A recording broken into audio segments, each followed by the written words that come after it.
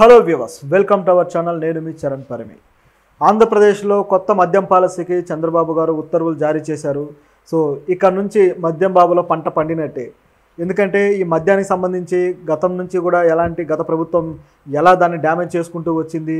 సొంత మద్యం విధానం ఒకటి తీసుకొచ్చి ఈ మద్యం బాబులకి ప్రాణాలతో చెలగాటమాడింది. అలాగే రాష్ట్రానికి ఆదాయాన్ని పెంచుకోవాలనే కోణంలో మద్యం ఇష్టం వచ్చిన బ్రాండ్లు తీసుకొచ్చి నానా రభస చేసిన పరిస్థితి మనం చూసాం. సో ఇప్పుడు మాత్రం మద్యం బ్రాండ్లకు సంబంధించి మళ్ళీ కొత్తగా ఒక పాలసీ తీసుకొని వస్తున్నారు. సో దానికి సంబంధించి గమనిస్తే గత ప్రభుత్వంలో జగన్ ఏం చేశారంటే ఈ ఉన్న మెయిన్ బ్రాండ్స్ ఏవైతే ఉన్నాయో అవన్నీ కూడా మొత్తం వాటిని తీసేసి వాటిని బ్యాన్ చేసి ఇంటర్నేషనల్ బ్రాండ్స్ కావచ్చు, జాతీయ స్థాయి బ్రాండ్స్ కావచ్చు, వీటన్నిటిని తీసేసి లోకల్ బ్రాండ్స్కి ఆయన ఉత్తర్వులు ఇవ్వడము, లోకల్ కంపెనీలకి ఆయన అథారిటీ ఇచ్చేయడంతో ఇష్టానుసారంగా కంపెనీలన్నీ వచ్చేసాయి అన్నమాట. ఆ విధంగా ఏవి పడితే అవి బ్రాండ్స్గా అన్ని రకాల ఒకటే కాదు, అన్ని వైన్లు కానీ బ్రాందీలు కానీ అన్ని బీర్లు కానీ ప్రతిదీ కూడా ఏది పడితే అది తీసుకొని వచ్చేసి చీప్ క్వాలిటీ తీసుకొచ్చి మద్యం బాబులతో చెలగాటమాడారు. మద్యాన్ని పూర్తిగా రద్దు చేస్తామనే స్థాయి నుంచి ఒక పిచ్చి మద్యాన్ని తీసుకొని వచ్చేసి వాళ్ళ ప్రాణాలతో చెలగాటమాడే ప్రయత్నం, వాళ్ళ ఆరోగ్యంతో చెలగాటమాడే ప్రయత్నం చేశారు. అయితే ఈ విషయం మీద మద్యం బాబులు చాలా అసంతృప్తితో ఉండటము, నిజానికి గత ప్రభుత్వంలో ఈ గవర్నమెంట్ మీద పూర్తి స్థాయి అసంతృప్తి కలిగిన వాళ్ళలో వీళ్ళు కూడా ఒకళ్ళు. సో ఈసారి జగన్ ఓడిపోవడానికి కారణం కూడా వీళ్ళ ఓట్లు కూడా కొంత భాగమే అని చెప్పేసి అందరికీ తెలిసిందే. సో ఇలాంటి తరుణంలో ఆయన తీసుకొచ్చిన బ్రాండ్లు కూడా ఎలాంటివి తెచ్చారంటే అసలు అది ఎంత ఆశ్చర్యకరం అంటే, స్పెషల్ స్టేటస్ కోసం పోరాడాలి, స్పెషల్ స్టేటస్ని అడగండి కేంద్ర ప్రభుత్వాన్ని అని ప్రతిపక్షాలు అడుగుతూ ఉంటే సడన్గా ఆ తెల్లారి స్పెషల్ స్టేటస్ అనే పేరుతోటి ఒక మద్యం బ్రాండ్ వచ్చి ఉంటుంది. అలాగే ప్రెసిడెంట్ మెడల్ ఎవరో ఒక వ్యక్తికి లేదా ఎవరో ఒక సెలబ్రిటీకి ఒక ప్రెసిడెంట్ మెడల్, అది పద్మశ్రీలో ఏదో మొత్తానికి ఒకటి వస్తే ఇమీడియట్గా ప్రెసిడెంట్ మెడల్ అనే పేరుతోటి బ్రాండ్.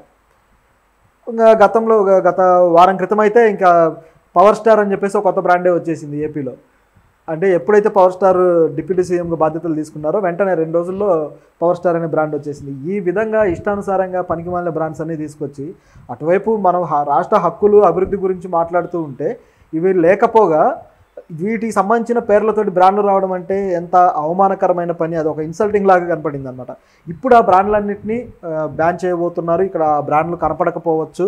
సో ఇప్పుడు అవి పోయి మళ్ళీ కొత్తగా ఏ బ్రాండ్స్ అయితే బ్యాన్ చేసి ఉన్నారో గతంలో, ఈ అంతర్జాతీయ బ్రాండ్స్ కావచ్చు, అలాగే జాతీయ స్థాయి బ్రాండ్స్ కావచ్చు, దేశీయ కంపెనీలు, ఇవన్నీ మళ్ళీ వచ్చే అవకాశం ఉంది.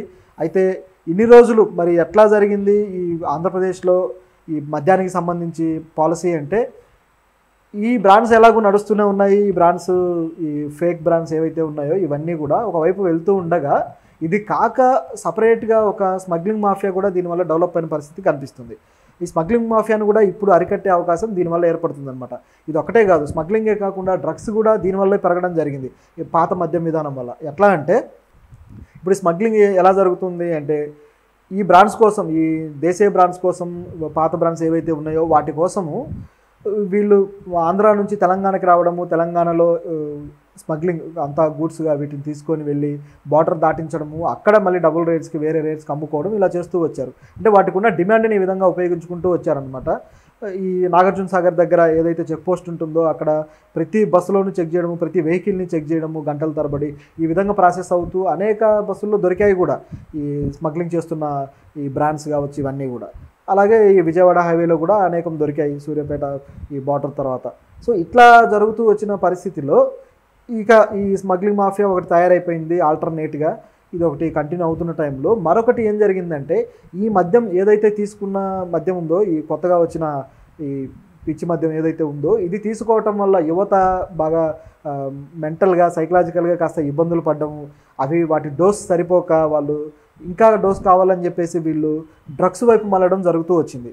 ఏపీలో డ్రగ్స్, ఈ గంజాయి కానీ ఈ వినియోగం పెరగడానికి ఇది కూడా ఒక విధమైన కారణమైంది. సో ఆ విధంగా యువత జీవితాలను నిర్వీర్యం చేయడానికి ఈ పనికిమాలిన మద్యం అనేది చాలా కీలక పాత్ర పోషించిన పరిస్థితి ఉందన్నమాట. ఇప్పుడు ఆ మద్యాన్ని రద్దు చేయడం వల్ల, అయితే ప్రభుత్వం చెప్పిన రీజన్లు కూడా మరీ హాస్యాస్పదంగా ఏమాత్రం నిజాయితీ లేకుండా ఉన్నాయి. ఇలాంటి మద్యం తేవడం వల్ల వీళ్ళు తగ్గిస్తారు, లేదా మద్యం రేట్లు పెంచడం వల్ల తాగడం తగ్గిస్తారు అని చెప్పి. వ్యసనాలకు అలా ఉండదు. ఏవైనా అవసరాలు అయితే అవసరాలు తగ్గించుకుంటారు, లగ్జరీస్ అయితే లగ్జరీస్ తగ్గించుకుంటారు. కానీ వ్యసనాలకు అలా ఉండదు. వ్యసనం అనేది ఏ స్థాయికైనా మనిషిని దిగజారుస్తుంది. ఇప్పుడు ఈ డ్రగ్ ఎడిక్షన్ అనేది వ్యసనం కాబట్టే అందరూ కంట్రోల్ చేయాలని చెప్పేసి పోలీస్ శాఖలు కూడా చెప్పడం జరుగుతుంది.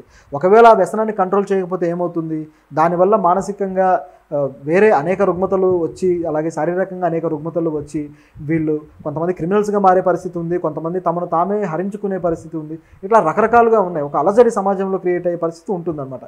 ఇది దీనికి ఉన్న పరిస్థితి. దీన్ని రేటు పెంచితే వీళ్ళకి విఘ్నత వచ్చేసి, జ్ఞానం వచ్చేసి తగ్గిస్తారు అనుకోవడం మూర్ఖత్వం. ఈ రీజనే కేవలం వాళ్ళు సొంత బ్రాండ్స్ తీసుకొని రావడం కోసం లేదా ఆదాయాన్ని పెంచుకోవడం కోసం చేసిన ఒక చీప్ బిజినెస్ ట్రిక్ అనమాట. ఇప్పుడు ఆ ట్రిక్ కొంతవరకు వాళ్ళకి పారింది, ఉన్నన్ని రోజులు గడుపుకున్నారు. అది కూడా వాళ్ళకి సంబంధించిన వ్యక్తులే ఇన్నర్గా అందులో ఆ సంస్థల్లో పెట్టుబడి పెట్టేలాగా చేసి, ఆ మద్యం బ్రాండ్స్ సంస్థల్లో పెట్టి వాటి నుంచి లాభాలు దండుకోవడం కోసం ఈ ప్లాన్ అంతా చేశారనేది అందరికీ తెలిసిందే. ఎందుకంటే ఒక సంస్థ నుంచి ఒక బ్రాండ్ వస్తుంది అంటే కొత్తగా ఒక సంస్థని ఏర్పాటు చేసి దాంట్లో భాగస్తులుగా లేదా దాంట్లో పార్ట్నర్స్గా ఈ గవర్నమెంట్కి సంబంధించిన వ్యక్తులనే, వాళ్ళ కుటుంబీకులను వాళ్ళ వ్యక్తులను పెట్టుబడి పెట్టించి ఆ విధంగా డబ్బులు దండుకునే ప్రోగ్రామ్ చేశారనమాట వీళ్ళు. సో మొత్తానికి అది అట్టర్ ఫ్లాప్ అయింది. చాలా రోజులు ఇబ్బంది పడ్డ తర్వాత ఇప్పుడు కొత్తగా చంద్రబాబు గవర్నమెంట్ ఏం చేసిందంటే ఈ మద్యం పాలసీని తీసుకొని వస్తుంది. దీనివల్ల అనేక మళ్ళీ పాత బ్రాండ్స్ ఏవైతే ఉన్నాయో, బ్యాన్ చేసిన బ్రాండ్స్ అవన్నీ మళ్ళీ అందుబాటులోకి వస్తాయి. అయితే దీనివల్ల ఇదేమైనా మంచి ప్రోగ్రామా, మంచి జరుగుతుందంటే మంచేమీ జరగదు.